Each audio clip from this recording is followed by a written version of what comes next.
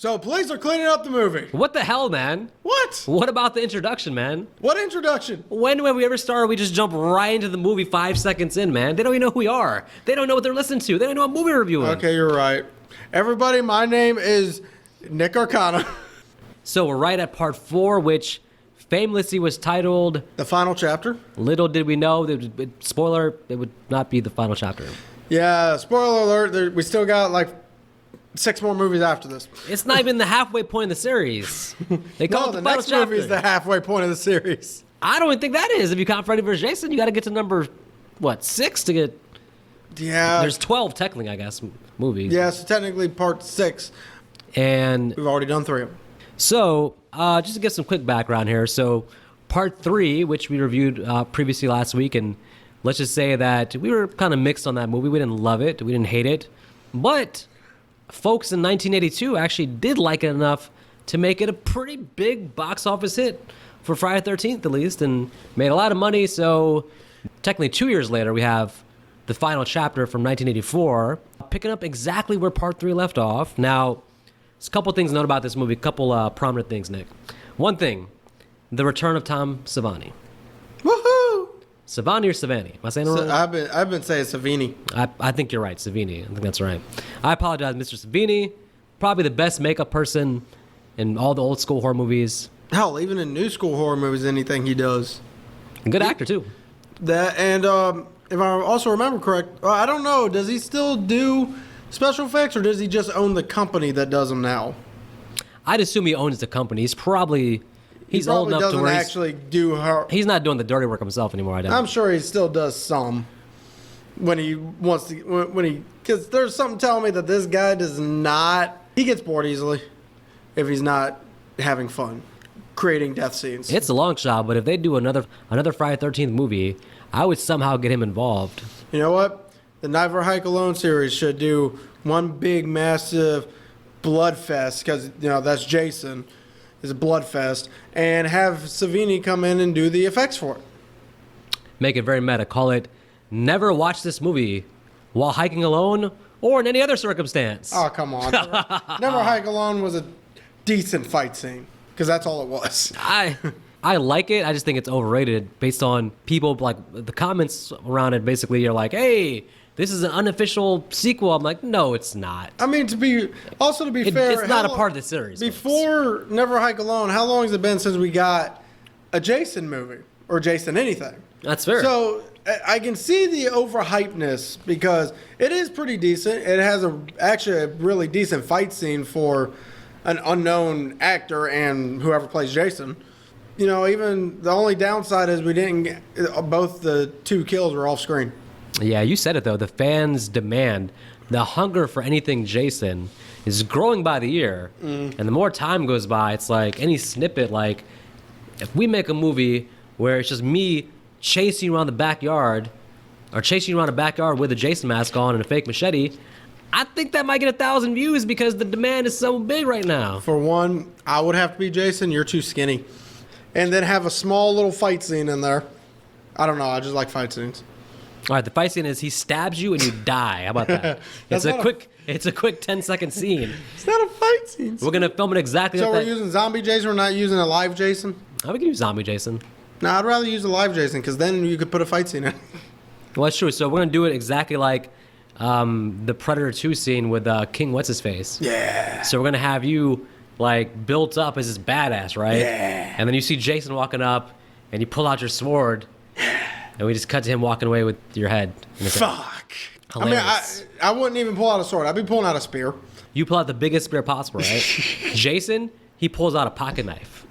And then we cut to your head being in his hand. Hey, and then people can put 2 together and be like, fuck, that's brutal. Because he pulled out a pocket knife and did that.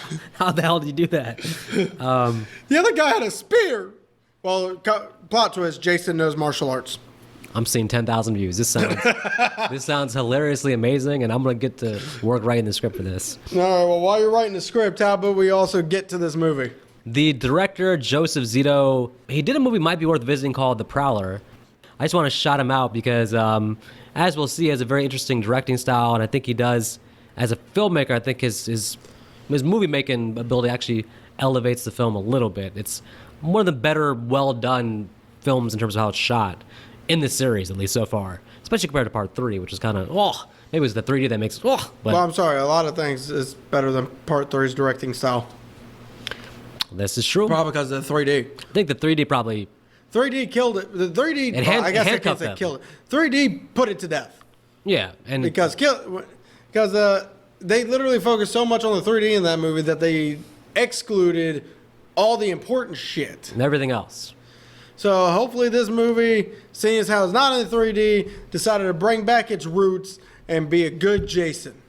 Do you have a cast list by any chance? Yeah. Well, I don't. Yeah. Yes and no. I'm going to go off of a few of these characters. So our main ones is Trish, Tommy, Mom. Her name is Mom. Of course. Ted, Jimmy, Doug, Sam, Paul, and Sarah.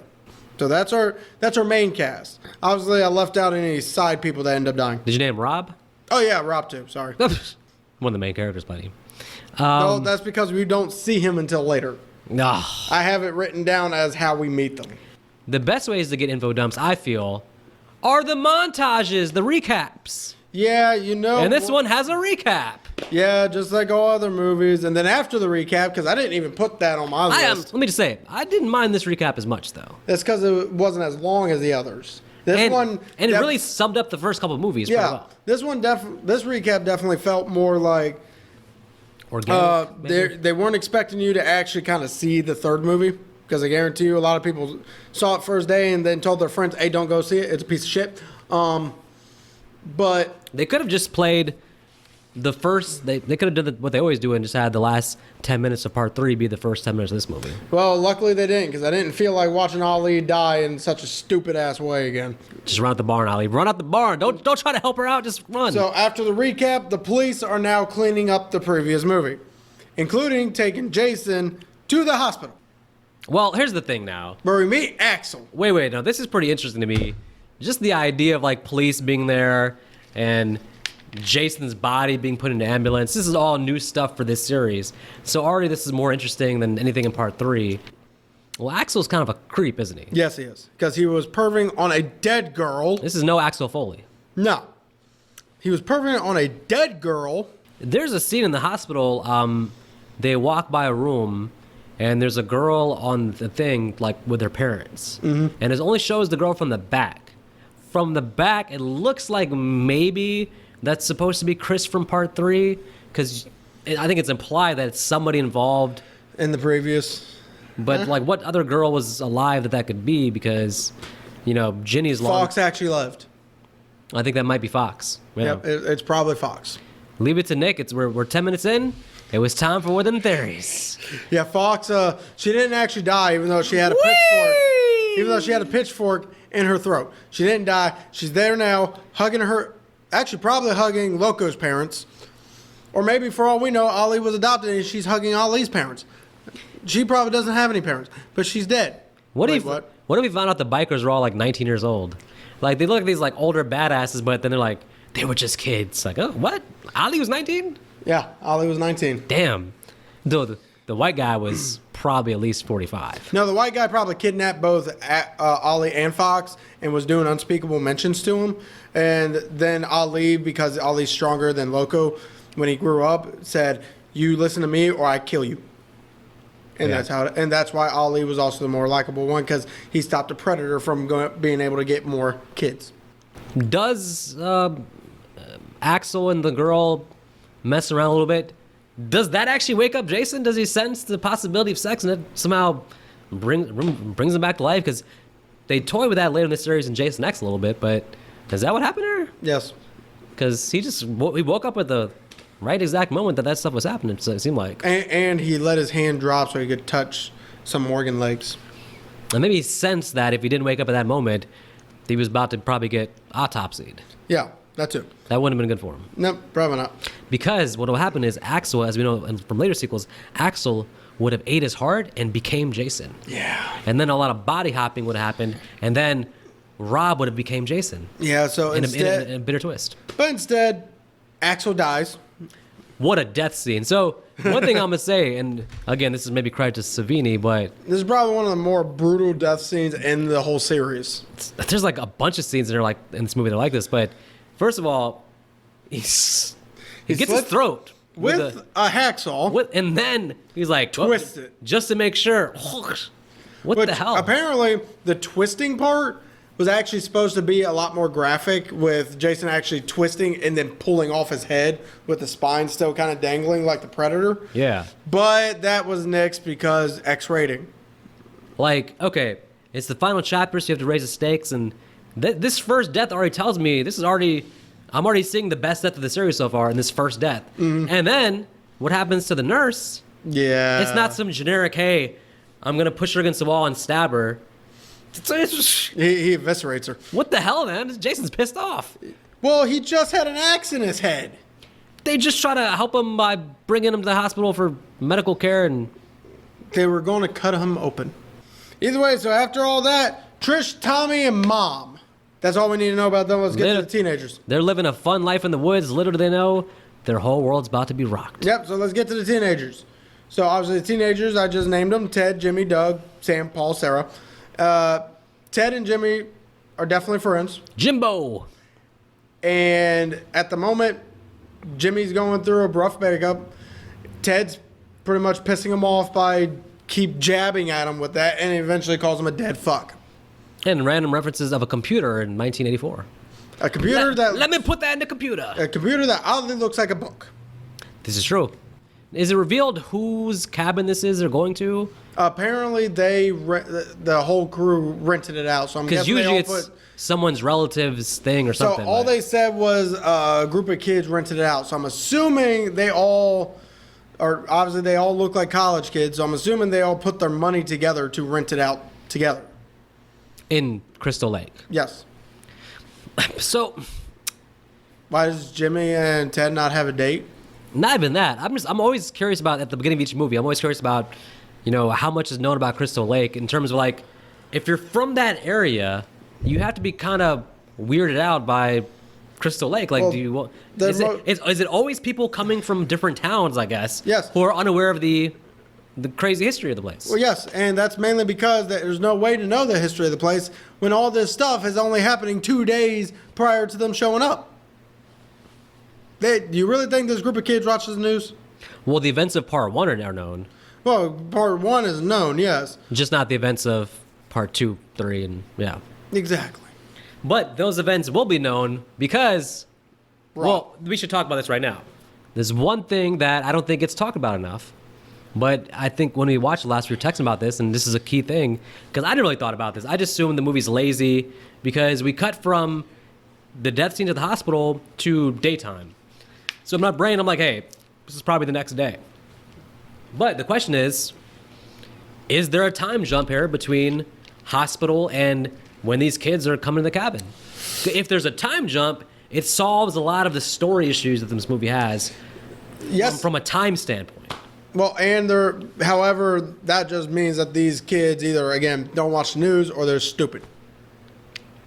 So maybe a time jump, but a very small one. No, like a I'm week. thinking maybe a week because Jason clearly is coming back from the hospital to Crystal Lake now. A week is enough time to be aware, but the problem is if we give it too much time, exactly, if people know about the events, nobody's going to be allowed to come there.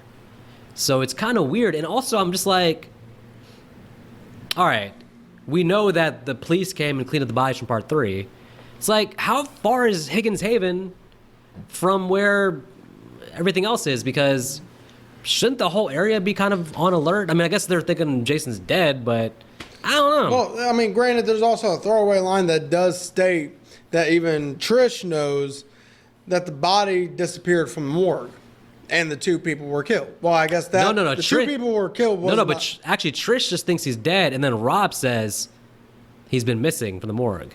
Yeah. Rob's the one that says the body's missing from the hospital, which granted, if Well, a serial killer body is missing from the hospital, you'd think that they would be on higher alert. Well, the thing is, yeah, I mean, Rob doesn't have any inside information. He must have learned that from watching TV. So she should know the same things, right? So it's like, if he knows that Jason's out there, escaped, then yeah, everybody in the area should be like on holy shit, there's a serial killer And there. plus, you would think the cops would also be like that. But we don't even see cops in this movie except the very beginning. So that's why Rob's whole character doesn't make sense in this time context. Nobody's on high alert. These kids are coming. Trish, they're just having fun. I'm just like, how far is this from Higgins Haven where all this shit went down? But it's got to be the same area. Or what I think it is Rob is actually a cop, and we just never get given that kind of information. Because then it would make some sense that why he has this information and no one else does. It's possible. We never know we never find out anything about him in terms of his job or anything. So yeah. So if but as a cop, wouldn't he be just like there as like doing an investigation, not doing a weird lumberjack in the woods? Unless character? he has to be off duty because since it's his sister that went missing, his sister is the one that has been killed by this thing, then technically he wouldn't be allowed into this area because it would be a conflict of interest. His character doesn't feel like a cop, but he does have a lot of information. Right. And if we're saying it's not really a time jump, then That's the only thing that would make sense. But doesn't he have like sketches that were like in the newspaper of Jason? So again, Who did these sketches? Jenny? The police person. Yeah, Jenny probably gave him the sketch to the sketch artist, so that way they can then look for him. So, but that has to be basically like yesterday's paper. This all is in the 1 week period then. I doubt they would have put that in paper because a sketch of Jason could have just been given straight to the police, and the police been told, keep this quiet, but don't let anyone near this area.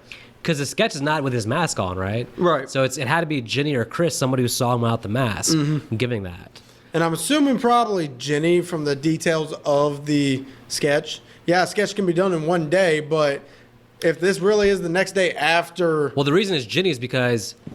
Jenny has at least one full day past. And Chris probably literally did go insane. Yeah. She's probably getting treatment somewhere at this point in the movie. So Yeah. Okay, so we'll get back to Rob later. Let's get back to this hitchhiker on the side of the road. Yeah, who's so, about to get No, he wants the banana from her. So he's thinking, if I kill her, I can maybe save half the banana and make myself a banana milkshake. So She's just minding her own business. and they're like, oink, oink. My God. They're Yeah. like, she just wants to enjoy her banana. And like, again, this death feels more brutal than anything in the first three movies. Jason is pissed off, man. He's really angry here. Well, wouldn't you with a damn axe in your head? My thing is, hey, the last time I saw him this pissed was when he went and killed Alice at the beginning of part 2. He's probably trying to find Chris. How about we meet the Devilman twins, Tina and Terry? Well, listen, when you need a bigger body count, you can always just throw a pair of twins in the movie. So, I mean, look, I don't want to say that these are just... Skinny dip! I don't want to judge these two characters, but, I mean, they just meet them. They just meet the guys, and they're immediately skinny dipping with them? Yes. 2 minutes later? Yes. Man, the 80s was a whole different time period. I know, right?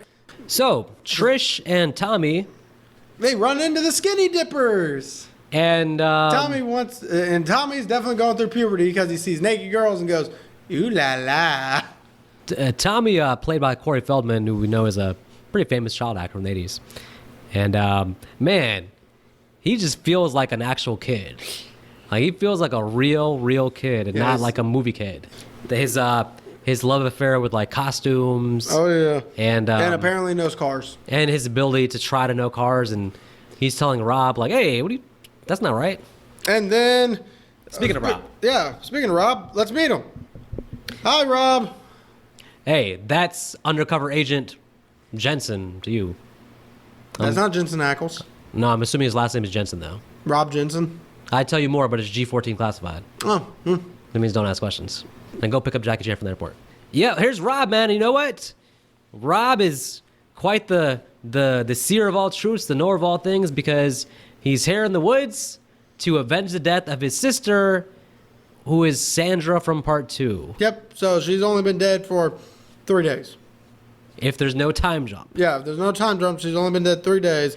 At most, maybe a week. Yeah. So instead of being at home, putting together funeral arrangements and consoling his parents, he's decided that what will really help his parents is if they have one less child. What I want to know. Why, Rob? Why? What I want to know is when Rob starts asking questions about kids, he has a big ass gun. Last thing I'm going to do is give him a ride. Because I'm sorry, you're sitting there asking me about kids. You got a big ass gun. I don't know you. You say you're hunting bear, but there's no bear this time of fucking year. I imagine it seems like Trish and Tommy, They're too trusting. from their reaction, I feel like they pretty much live in isolation. So there's an appeal to like, you notice like how Tommy immediately makes Rob his best friend, brings him into his room. He's like, I got to show you this, show that. It feels like they don't really have friends there. So that makes them more welcoming to random strangers than they should be, even though he did help them with their car. So I guess hospitality is letting him come in for cookies and milk. No, sorry. The minute you start asking about kids with a gun, hold on, I'm going the wrong way. The police station's this fucking way. He does, if I was just living there, based on the stuff he says, he does come off as suspicious. Yeah, no, stop asking about kids, Rob. It's weird. So how about we get to And by the way, why is he secretive? Why doesn't he just up front like tell them, hey, have you guys heard about the murder on the loose? Are you being cautious? Why is Rob treating this like a big secret? Only he deserves to know how many lives could have been saved if Rob was like, hey, tell those kids next door, be careful. Hey, Trish, you be careful. Why? Because he's a cop and he's not allowed to give away his position. Plus, to be technical, since no one, if this does take place within the time frame of a week, the only thing he has to go on is the body's missing. So he's probably hoping that the killer actually isn't there. The killer is just been transported somewhere he does not have the information to. Did he? One thing I gotta remember: did they found Sandra's body though? He knows she's dead. Yeah. Right? Okay, so there's no mystery there. No. It's not like the remake where you start trying to find his sister. No. Even though the remake definitely took that storyline from this movie. Right. The only difference is Jared Padalecki survived that to an extent. We don't exactly know what happened at the end because the movie never got a sequel. I think he's dead. I don't know why the movie never got a sequel, probably because Jared Padalecki wouldn't come back. I think him, Muffins, and Paul on a boat somewhere, they're all dead, all right? But listen, they're actually probably in Jason's shack. Yeah, but they killed Danielle Panabaker. How fucking dare they? I was shocked by that. How dare they kill the redhead? Just to keep the sister alive? No, kill the sister. No one gives a shit about her. Oh, Jason would have never taken her hostage in the first Everyone place. liked Danielle Panabaker because that's who we were following. That's who we liked. And then all of a sudden, you kill her? They said, no, damn it. The sister's going to be the main character. You're going to like it or leave it. I don't want the sister. I want Danielle Panabaker, probably because she's a redhead. Anyway. These scenes, the party they're having, it does little by little let you get to know the characters more and more. And you do see, you build the characters up a little bit, I would say. So, I do got a question for you. It's nothing against the movie. It's more against the writing. So, Jim tells Ted, why are you complaining you got the hot one? Guys, they're identical twins. It's hard to tell them apart. Yes, you got one that looks a little bit more promiscuous than the other. Promiscuous. Do you think maybe that the writer on paper, imagine that as like said like in a joking way, but then the actors played it straight and delivered it seriously, and the writer was like, motherfuckers, that was supposed to be a joke. You're supposed to like... I feel like because if he said it with a funny thing, then because I thought, okay, that's a funny line, right? But he says it like seriously, so it's like, yeah, because then it could have been seen as more banter between two friends. It's like, what are you complaining about? You got the hot one with a laugh, right? Then it all makes sense. But he's like, what are you complaining about? You got the hot. He says it's serious, and like, you just said something serious that makes no sense at all, right? So because then it could have added a little bit more to their friendship as banter. Yeah, and everything they do is banter, so it actually makes sense. That's why I'm like, maybe the writer really wrote it that way, but then the actors interpreted it as being serious, or they did film it in multiple different takes because that's what they usually do. One was more for the comedic effect, one was more serious, and the editor just like, I like the serious one better. Yeah, I mean, it's a curious line for sure. So how about we get to Sam's death scene? Sam, who's had a reputation since she was in the 8th grade, apparently. Yep, and she went skinny dipping, finds a random raft in the middle of the water. Is this Jason's first death, like, in the water? Yes. Very interesting. So this movie's a perfect example of why when people watch Freddy vs. Jason and then suddenly Jason was afraid of water, they were like, wait a minute, I see this dude happily go in the water to kill his victims. That makes no sense. And hell, if there's even a death before that I can't think of, I'm pretty sure this is his first death in the water. that I can think of. So we clearly see Jason in water multiple times throughout the series. We do. And this is the first time. Now, remind me, Sam, I believe, was trying to make her boyfriend jealous by going and skinny dipping, thinking that he would come and follow her, which he actually does. But little does she know, she's actually leading him To his death. to his death, because he sees her there and he's like, hey, let me come out and join you. So, I got one thing, but go ahead. one thing I don't understand is, this ain't towards the movie. This is more towards women in general, because a lot of women do that. They, instead of telling the men, because I'm sorry, us men, we're simple. If there's something wrong, y'all have to tell us. Otherwise, we don't know shit. I'm gonna go skinny dipping. It's like, and then expect your boyfriend to follow. I'm like, you clearly see with you right there, he is obviously into this girl. What makes you think that he's gonna follow you when he's still gonna be into the girl after you leave? I don't know how serious the relationship is, but the fact that he's even talking to another girl in front of her is weird, and she should immediately break up with him pretty much, but instead she does this whole thing to make him jealous, which again, whatever. But my problem with the guy is, if you see someone in the water and you call their name and they don't respond, She's probably asleep. no, that's a big red flag. Not if you call her name multiple times. Oh, I mean, Yeah, I guess we didn't explain what happened to Sam, because this is probably the least brutal death in the movie, and it's literally just another copycat of Kevin Bacon's kill. Yeah, every movie has that. Every damn sequel in this movie has some variation of the Kevin Bacon impaled death. I understand that that scene is iconic for that movie, but you do not have to keep repeating it over and over. It's not going to make it iconic a second time. Because I'm sorry, this is probably the dullest death in the movie. I think what's brutal about this death, though, is that in her position, she's laying in the thing, right? Naked. She's in such a place of like peacefulness, pretty much, that's such a sudden. Oh, Ted makes a joke. What was it? Kissing teddy bear. He does the teddy bear joke not only to the hot twin, but also the hot twin. yes. So, I still don't know which one's the hot one, apparently. So, well, I guess technically the one he tells the teddy bear, give a kiss to teddy bear joke to, what the second time was the more prudish one. okay. Because I think the hot one already went up with Jimbo to have sex with him. But the prudish one went skinny dipping too. So that's why it doesn't make any sense to me. But anyway, then again, she probably does actually want Jim, but doesn't want Ted. Both girls apparently do not want Ted. Poor Ted, but the karma of dissing his friend so much is coming back to get him. But so Ted makes that same joke, and the girl laughs. The girl laughs, kind of looks away, looks like she's blushing a little, and then he gets angry. Ted, you got her to laugh. Why so angry? I think he can sense so that shit's not going as good as he was. Yeah, but if he continues to be confident, continues to make her laugh, and they do like the way he looks. He's a funny guy too. Yeah, so at the same time, he does still have the shot.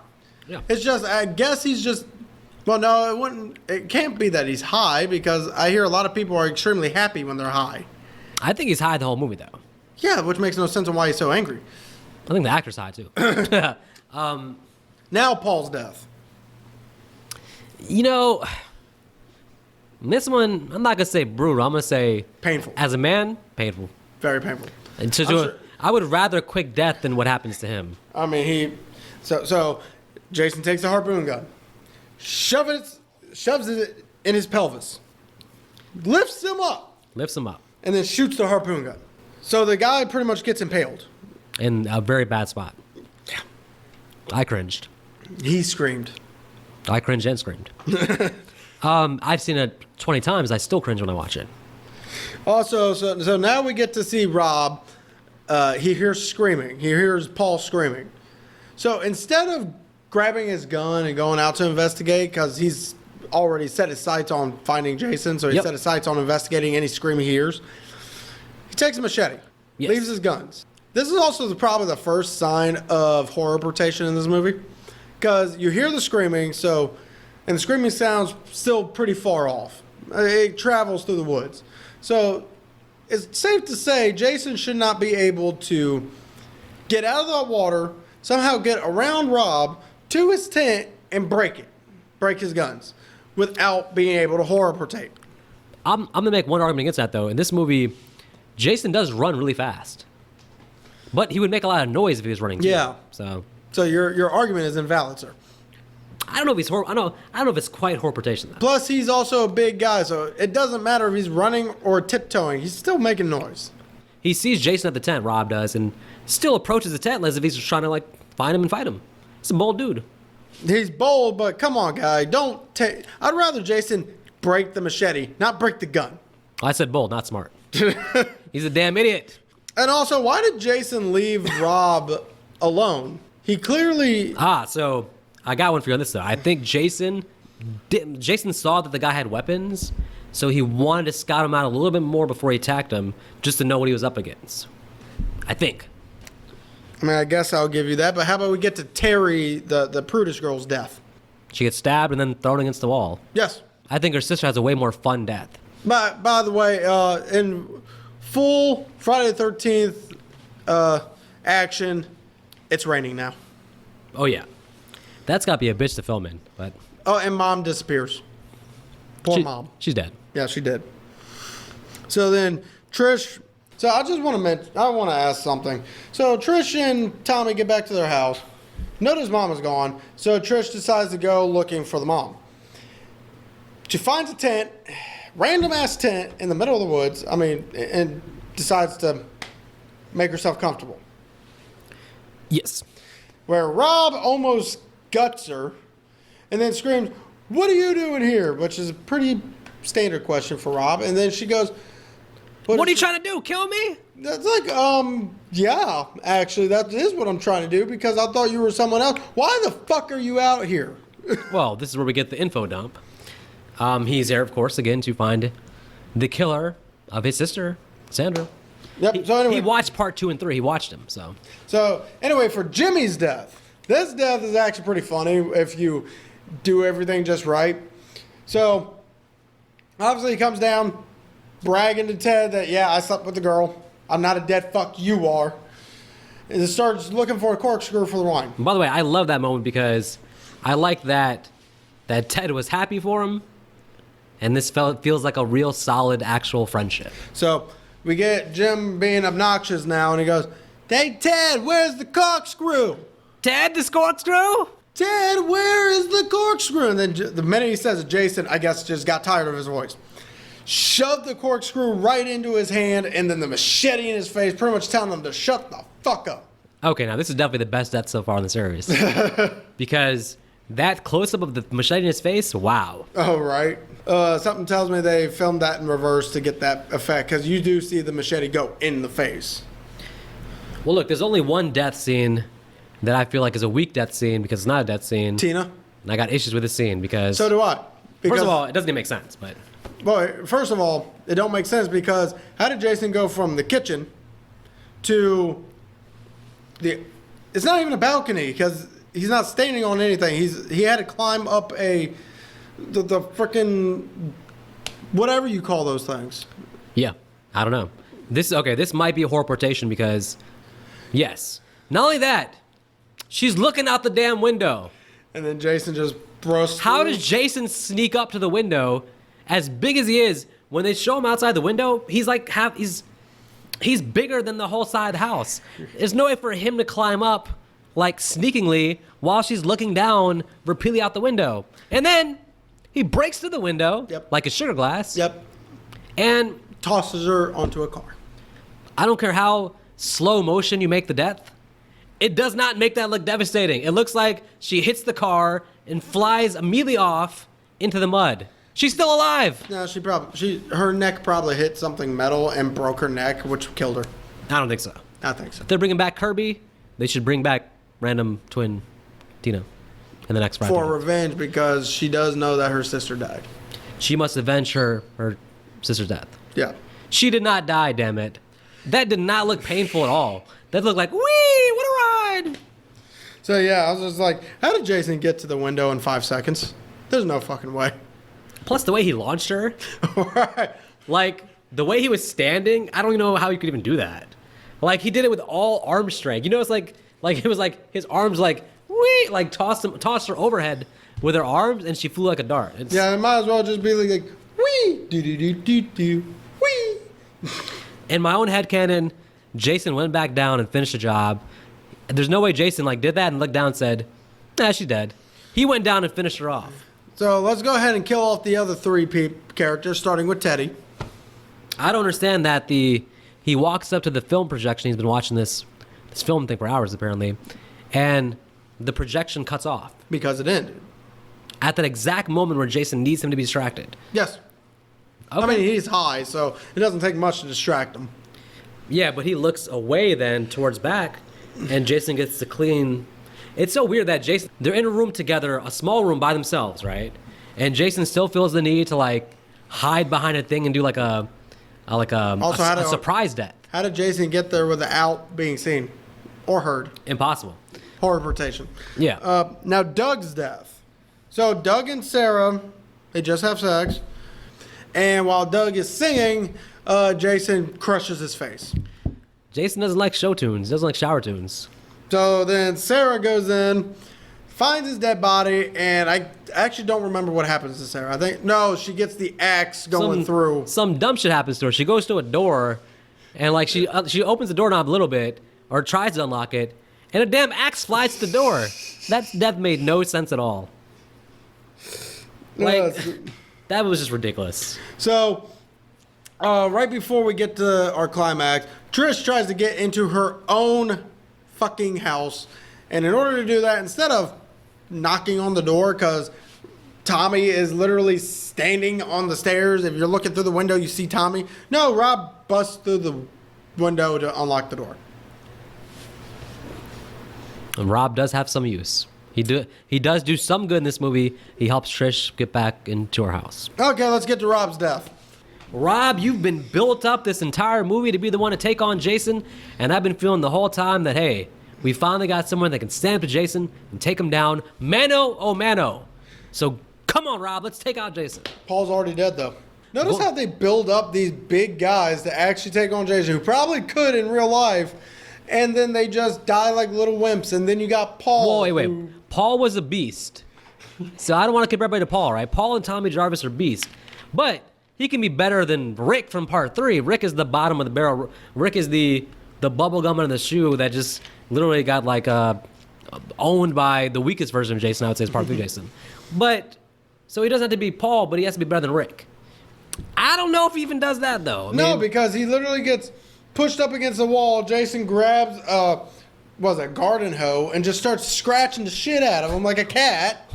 Why is he more concerned about narrating his death than he is about fighting back? Help, he's So, actually, let me give you an update. He's killing me. He's stabbing me. Trish, let me give you an update again. He's still killing me. So, actually, there is a reason behind it. The writer, I guess, lived in an area where all of a sudden he just heard some old man screaming, "Help, he's murdering me. Someone call for help. He is murdering me," over and over again.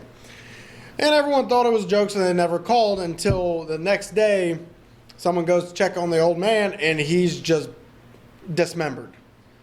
This old man I think it might be a famous story they're referencing though. Yeah, well, this is the story. And then the person said, well, in my childhood, this was probably one of the most disturbing things that ever happened. I'm going to put it on in this movie because if it's disturbing, then it's like, here's the difference. One, you're not watching the person, you weren't watching the person being murdered. So the disturbing fact is no one actually called for help. Yes. Everyone thought it was a joke. So that adds to the disturbance is the fact that no one did a damn thing about it. This one, you clearly see what's going on, but you still see that the person who's watching it, what's she going to do? And she tries to help. She wants to. Yeah. That story sounds cool, but the thing is, it still doesn't make sense in this scene, though. No, it don't. It's just ridiculous. He's literally, like I said, he's more worried about, recapping his death as it happens. Stop talking and fight back. So maybe if you were like, Trish, go upstairs, Trish, run, do this, do that. Dude. It makes more sense because what she clearly sees is killing you. It ends up being comical. He's one of the main characters. His death should be intense, but his fucking voice makes the scene comical. Personally, for me, if I would have done this death, It still wouldn't have been pretty good. It would have been just Jason picking him up and just constantly throwing him everywhere till he finally finds a weapon to use, and then Jason kills him. It was one of those deaths that was really like It's kind of disappointing. it was kind of disappointing too because like I think like he drops something and has to go back downstairs. Yeah. It's kind of like just go upstairs. What are you doing? So now we get our final girl circuit where I have an issue.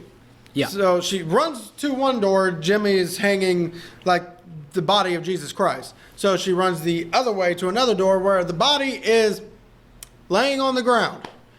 And she still doesn't jump over the fucking body. Instead, she climbs out a window that is definitely more struggle than just tiptoeing around the dead body. What's hilarious though is that when they show Jason just like pull his body down and walk past, Jason's like got me thinking, I just put this damn body up, now I gotta rip it down because it's in my way. Like I thought that was just a hilarious thing to show. And hell, you can even see the kind of anger in Jason when he comes down. He just grabs it.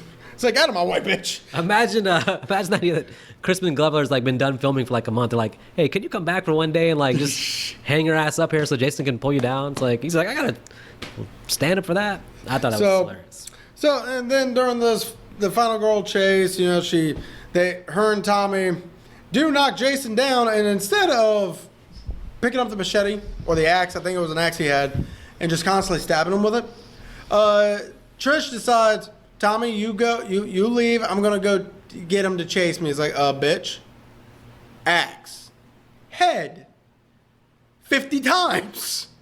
Oh, when he's on the ground. Yeah. Yeah, but they do a good job of just like they don't play it too long. Like they have her slowly try to walk past him, but he immediately grabs her pretty much. Yep. And then it makes sense when like it's very well done that Tommy's like trying to get his attention because actually Tommy would rather him chase him, it seems like. But Jason's like, you see that moment where Jason like looks back at Tommy's like, which one do I chase? You're going after the girl. Because remember, the girl is the same age as the camp counselors that killed him. And we don't and even. Again, Tommy's the same age as the kids. But we don't know at this point in the series how Jason feels about kids. Because we haven't really seen him interact with kids at this point in the series. So I do got another question about this chase scene.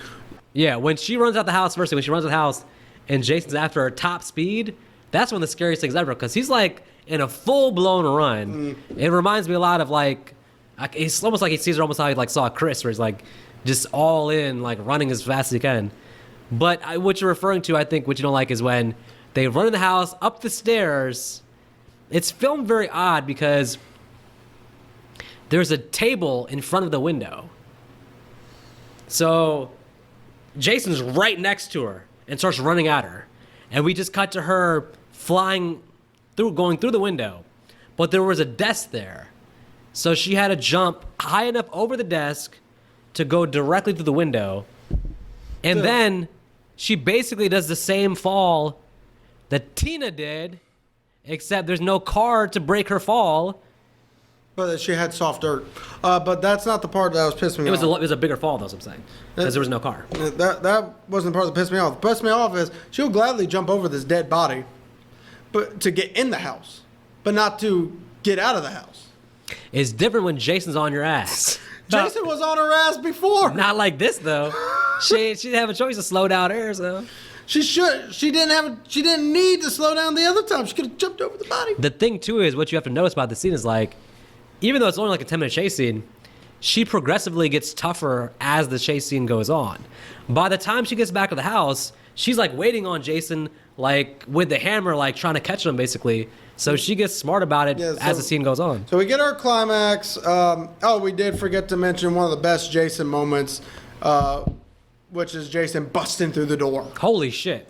What sells the moment is they cut immediately to Tommy's reaction. And Tommy's like, what in the hell is this? Right. Because Jason's just like, boom! And then clearly the director watched part 3. Because Jason throws, what's-his-face's body, throws Rick. Rob's body. Rob. Exactly how he had done Rick. So it makes sense. He's like, oh, this is Rick part 2. Same thing. And you could tell he's like, yeah, this is how I throw off the girlfriend, is I throw the boyfriend through the window. But he messes up because Trish immediately what's funny is Chris is like, "Oh my God, Rick!" Trish is like, "Ooh, there's a hammer in his head. I can use that to fight Jason." She immediately bends over and just gets the hammer out of his head. Yep. And so then, she's smart. Yep. Then we get somewhat of a fight scene because then she's hitting Jason, but Jason disarms her, tries to choke her, and then Tommy comes down looking like, well, Jason. I don't know what he would have done if this didn't work. If it didn't work, I mean, he but wouldn't have a luckily, sister. well, luckily it worked though because Jason to me is like, "Hey." That's me. But it's weird because Jason looks like very curious or disturbed. I don't know. Well, either way, I know when he hears his mom's voice, that throws him off. But this wasn't his mom's voice. This was like Jason remembering himself as a child, I guess. Yeah, but it gives Trish enough time to finally do the final blow, behead Jason, and no, she just knocks his mask off. Yep. But thankfully, the smartest one in the family clearly is Tommy because Tommy he does gets the Tommy final gets to blow. work and he gives that one swift blow to the head. And you get this is definitely a Savini moment where The head Jason's just goes- head goes down. It slowly cuts even more. That's a great practical effect even for now. Oh yeah, and then Tommy goes crazy, gives Jason He another sees, 15 blows. Jason's finger moves and is like, "Hey, I've seen these movies before." Boom, just goes to work. Yep, Tommy has to be the smartest character in any horror movie because he gives the final blow over and over and over and over and over while screaming "die." He definitely wants Jason to die. If you think about it, this is a brilliant ending because we've seen these generic endings where Jason gets an axe in the head, something where like he's just not really getting killed, just stopped, but Tommy actually messes with his mind and then really destroys him. Yep. So, movie's over with the potential sequel bait of Tommy being the next killer. And I really think Part 5 is really going to capitalize on that. I know, and I think right? Tommy's going to be the new killer, and this franchise is going to go in a whole different direction. Wait, you're not talking about a new beginning, are you? Well, there won't be a Part 5 because this is the final chapter, so this is the end of our series review, right? Because there's no nope. more sequels. You need to look again. What the hell, man? There's like 6 more movies. Categories. What about we get to categories? Best performance, The Hitchhiker. That's sad. I'm kidding. No, best performance for me, I'm definitely going to give it to, honestly, I'd have to give it to Jimmy, Crispin Glover. He's definitely the most likable character, except even at the end, I don't really he's obnoxious, yes, but I don't see him as dislikable just because granted, it's because I'm a guy, but name one guy who's not excited that he just got to be with a beautiful woman. So yes, he's excited. He's gloating. Was it worth the machete to the face, though? Well, maybe if he didn't constantly scream, "Where's the corkscrew?" he wouldn't have gotten a machete in the face. You think Jason just was actually literally annoyed with his voice? He's like, just shut the hell up, man. Yes, that's what I think. He probably could have lived. Jason's probably all for. It's like, yeah, man, you got it. I'll leave you alone because you're a winner. I mean, that's a good example of him, of the movie giving the supporting characters room to breathe, and they all have their own little plot line going on. All these characters have their own story happening.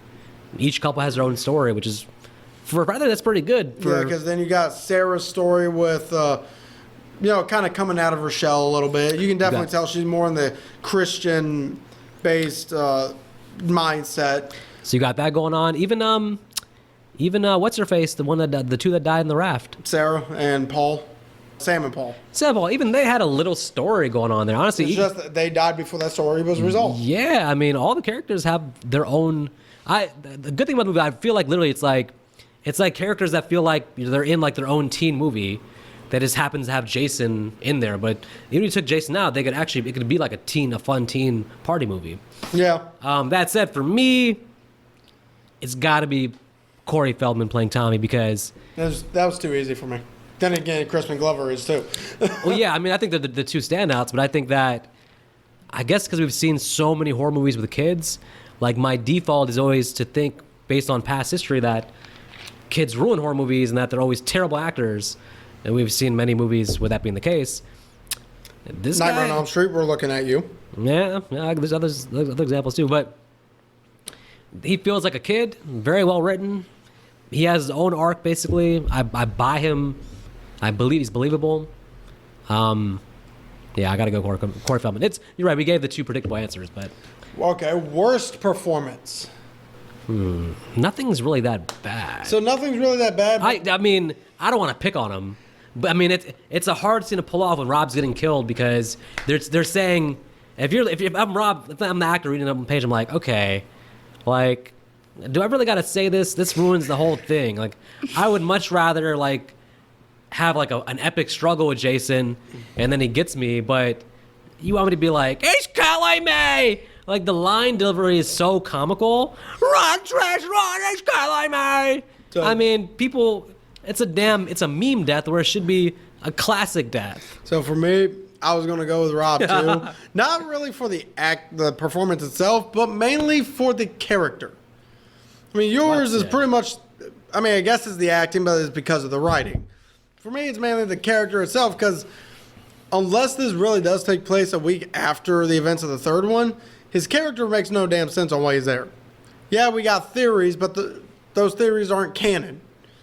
That's exactly what they are. They're theories. His character lives and dies logically by either, if we believe there's a time jump, then his character starts to make more sense. But if we just assume that's like the next day or the next couple days, there's no way he's already out there in the woods, like with a whole plan to take out Jason. Right. So, even then, what is his plan?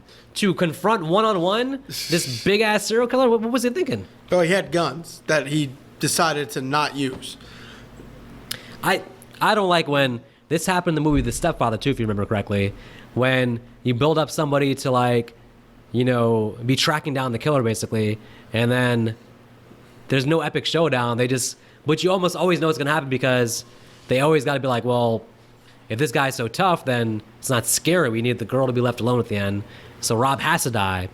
Well, the problem is you can still have the girl left alone at the end, because if this guy, if you get your badass and then their killer kills that badass, it's like, even in a fight, it's like, oh shit. The only movie they did it actually was with Paul. Like, Jason kept like kind of pushing Paul to the side, and then he was still good to go chase Ginny, and then Paul can come back. Right. So they did that properly in part 2, but then everything else, 3, 4 was all just like, hey, we got to eliminate the guy early and then just focus on the girl. So yeah, so like I said, in my opinion, they need to stop doing that. They just, because it would probably be more scary is seeing our badass for the movie getting you don't need an intense fight. You can just have Jason literally throwing Rob around and then finally finding a weapon to kill him with. yeah. And then guess what? Girl's still left alone, and now she's even more freaked because the guy she expected was strong enough to protect her. Hey, guess what? He's dead. So now you're on your own. Yeah, I think that, and that's what you should do. You can kill the guy, but have it be a little bit more heroically in like sacrifice. Not how Rick died in part 3. No. And definitely not, he's calling me. I mean, you don't even need them to be able to even fight. Just have, like, say the girl's in trouble and the guy tackles the killer. Yeah, so And then you could have just had Rick Right. turned around and then still well, did the no, kill. in Rob's case, if he's going after Trish and Rob just tries to tackle him and then gets killed, it's a whole new context. Like, oh, he sacrificed himself. Yeah. This didn't come off like that. It just came off like he's a klutz. He dropped his thing and then he gets attacked and starts narrating his own death stupidly. So, Right, so either way, best scene. ooh, that's a tough one. Yeah, this one is a pretty tough There's a one. lot of standout scenes, man. I don't know. I mean, man, I gotta go. I know I'm going with it's the door break scene. well, for me, it's like it's the whole ending basically. Yeah. Each movie, through the first 4, the end chase scene gets better in each movie. They really perfect the formula. And this one is just like non-stop fun for like a solid 10 minutes straight. For me, it's only a 5-second clip, but when Jason breaks through that door, because of the pitiful way Rob died, when he breaks through that door, it literally shows this is not someone you want to fuck with. But it's so good because they literally showed like Tommy's like he's in awe. Right. He's like, oh my God. He's actually like excited. And you can tell that this Jason actually ran at the door because he had to come to a full stop, and he still slid a little when he went through. It's not like he just broke through the door because he walked through it. Yeah, when a dude comes to the door like that, you're like, oh, I'm dead. Right. Like I feel like my chance of survival is about 1%. So Yeah, so worst scene. okay, the worst scene is the skinny dipping scene because it's just a waste of time. Nothing happens there. They need a nudity. But it's the only scene that I think that doesn't accomplish anything though. It doesn't, but for me, Honestly, I have to go with Tina's death scene for not because of the actual throw. I'm honestly fine with that. I can assume she just broke a bunch of bones when she hit that car. You're being very kind and giving that a break. I think that whole thing is bullshit. What I don't like is the horribilization that the human killer fucking did. What's bad is I'm only choosing this over Rob's guns breaking because this one is clear cut. It's a horribilization.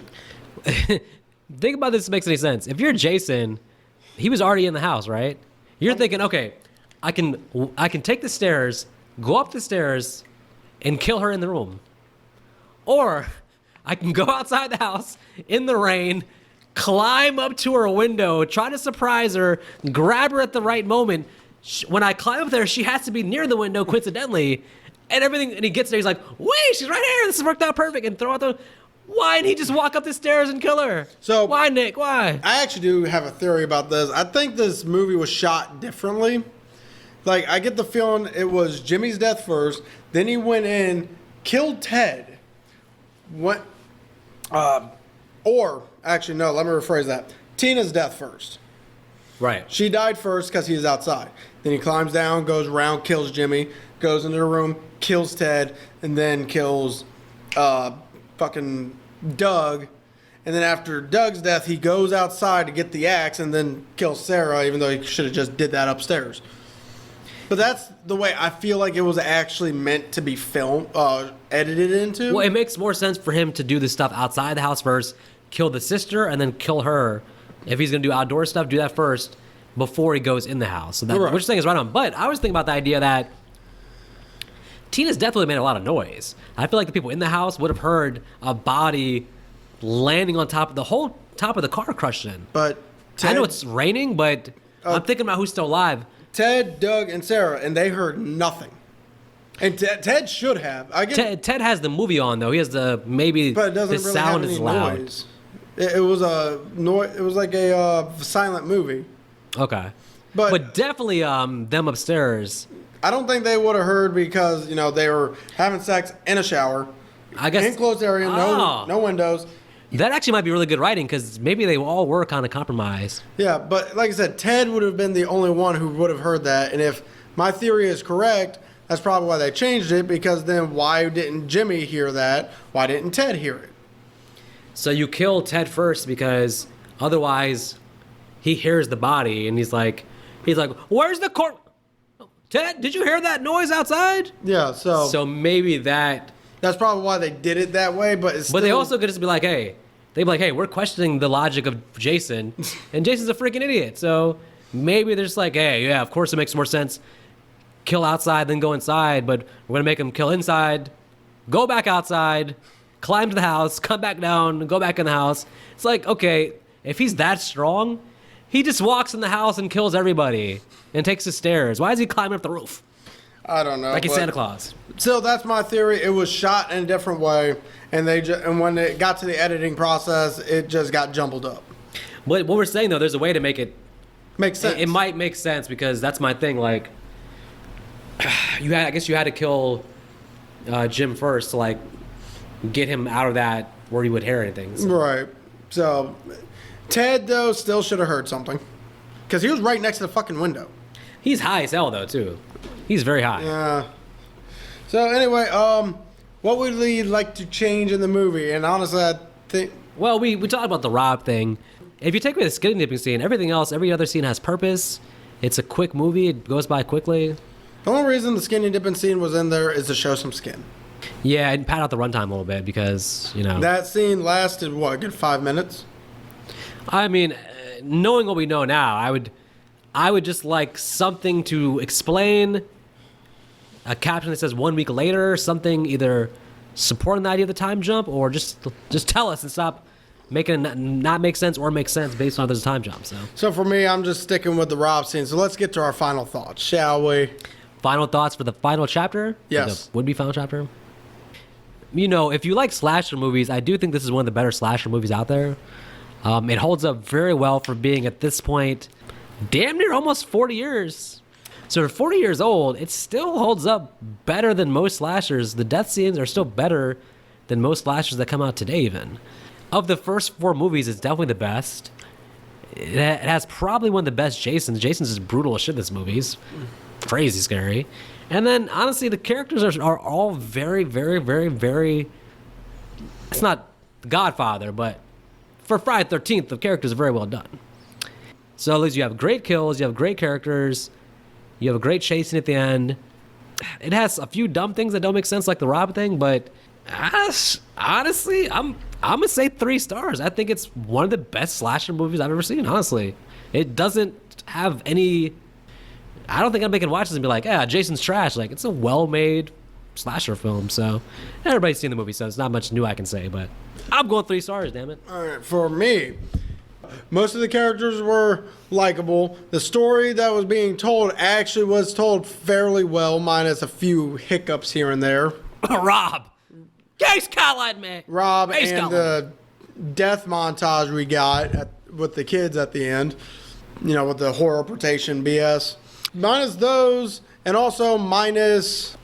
Actually, I can't really say minus anything. This is, as Vic said, this is actually a pretty decent movie. There's a few hiccups, but every movie has hiccups. There's no such thing as perfect. It feels like it accomplishes what it's trying to do. Right. It's trying to make a good Jason movie, and it checks all the boxes for what you want out of a Jason movie, I feel like. And you do get a pretty good final character in Tommy, because he, unlike most horror characters, decides to actually end the villain. Yep. So I'm definitely giving it an extra point. So to be honest, I'm giving this a 3-star as well. It's well made. It has a lot of pretty decent death scenes. The ending kind of took away a few things, but meh. And it's a good end for Jason. You got to remember too, if you think about the series, they did really kill Jason. Yeah. But someone's gonna come and mess that up. Tommy. Yeah, we're not going to name names, Tommy. Anyway, We'll get there soon. as always, y'all don't have to go home. Y'all got to get out of here. Get your chicken nuggets. Get your hot mustard. Or if you're getting chicken nuggets at Chick-fil-A, get your Chick-fil-A sauce. And make sure you get some hot sauce, because hot sauce makes everything go round, especially when it comes to fried chicken. Also remember as well, if you come to your final chapter, don't worry. There's always room for a new beginning. It's like Jell-O. There's always room. I hate you. Next week, folks. Next week. New beginning. Tommy becomes the killer. Yes. Series goes in a different direction. Yes. And maybe someone named Roy. Who?